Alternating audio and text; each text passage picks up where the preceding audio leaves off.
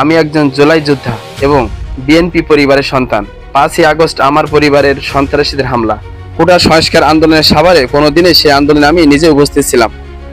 চোখের সামনে রাজপথে 7টি তাজা প্রাণকে ঝরে যেতে দেখেছি। সেই রক্তক্ষয়ী ইতিহাস ও ত্যাগের কথা দেশবাসী জানে। কিন্তু দুঃখের বিষয়, বিজয় সেই রাতেই আমাদের বালিয়াডাঙ্গা এলাকায় নেমে আসে চরম অন্ধকার। মাদক কারবারি চিহ্নিত সন্ত্রাসী, লুণ্ঠনকারীরা, কালো চশমালা, তারা কোনো দলেরই না, বাজারে তাণ্ডব চালায়। সাধারণ মানুষের দোকানপাট থেকে শুরু করে শহীদ মিনার ও মুক্তিযুদ্ধ অফিস পর্যন্ত ভেঙে তছনছ করে। 17 থেকে 34 আমি ঢাকায় আন্দোলনে।